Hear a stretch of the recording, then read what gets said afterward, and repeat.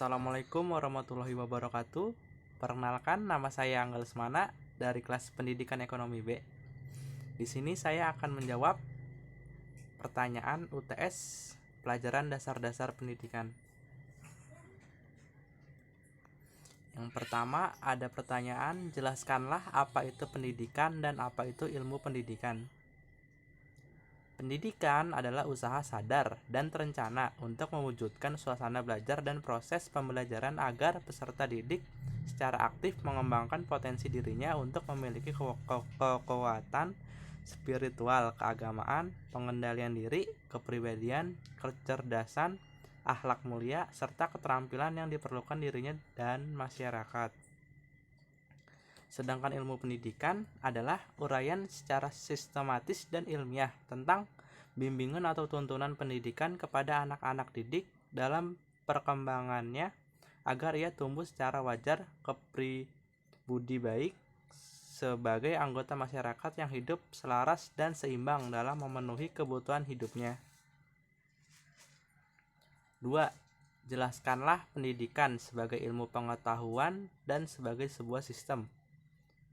Pendidikan adalah suatu usaha untuk membekali peserta didik berupa ilmu, pengetahuan, dan keterampilan yang berguna bagi diri sendiri, masyarakat, dan lingkungan sekitar.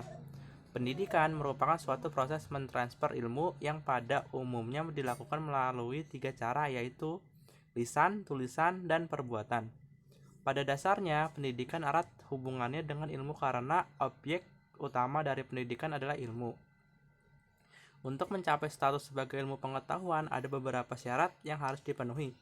Menurut Prof. J.R. Putjawijatno 1960, syarat-syarat tersebut ialah: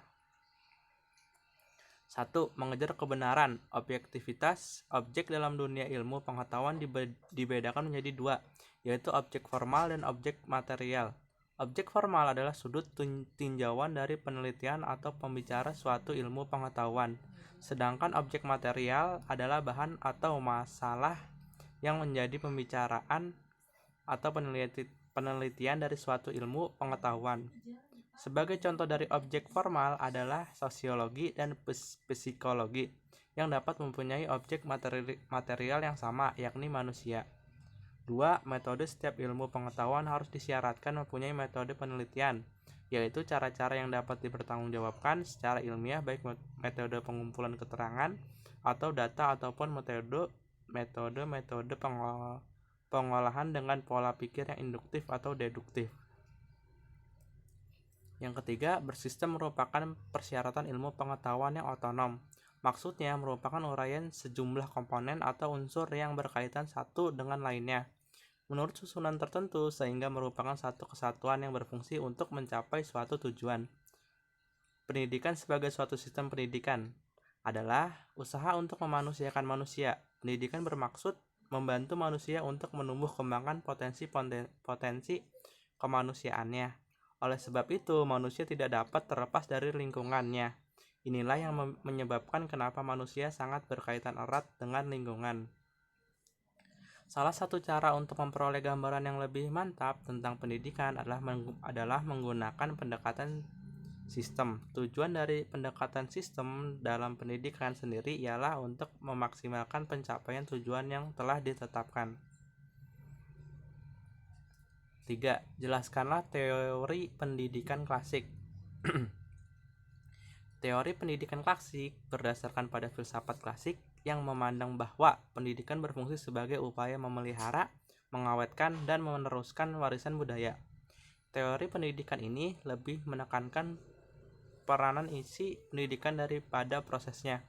Isi pendidikan atau bahan pengajaran diambil dari sari ilmu pengetahuan yang telah ditemukan dan dikembangkan oleh para ahli di bidangnya dan disusun secara logis dan sistematis. Misalnya, teori fisika, biologi, matematika, bahasa, sejarah, dan sebagainya. Keempat, jelaskanlah faktor-faktor pendidikan. Yang pertama, faktor tujuan, yaitu mencerdaskan kehidupan bangsa dan mengembangkan manusia Indonesia seutuhnya, yaitu manusia yang beriman dan bertakwa kepada Tuhan dan berbudi pekerti luhur, memiliki pengetahuan dan keterampilan, kesehatan jasmani dan rohani, kepribadian yang mantap dan mandiri, serta rasa tanggung jawab kemasyarakatan dan kebangsaan. Kedua, ada faktor pendidik. Pendidik ialah orang yang memikul pertanggungjawaban untuk pendidik, meliputi orang dewasa, orang tua, guru, pemimpin masyarakat, dan pemimpin agama. Ketiga, ada faktor anak didik. Karakteristik adalah belum memiliki pribadi dewasa, masih menyempurnakan aspek kedewasaannya, memiliki sifat-sifat dasar yang sedang ia kembangkan secara terpadu.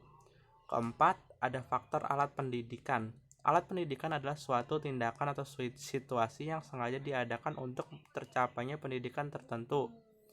Yang kelima, ada faktor lingkungan. Menurut Sartain, ahli psikologi Amerika, lingkungan environment meliputi kondisi dan alam dunia yang dengan cara-cara tertentu mempengaruhi tingkah laku kita, pertumbuhan, perkembangan, atau life processes. Pada dasarnya mencakup tempat, kebudayaan, dan kelompok hidup bersama. Cukup, pertanyaannya udah terjawab semua dari saya. Kurang lebihnya mohon dimaafkan. Wassalamualaikum warahmatullahi wabarakatuh.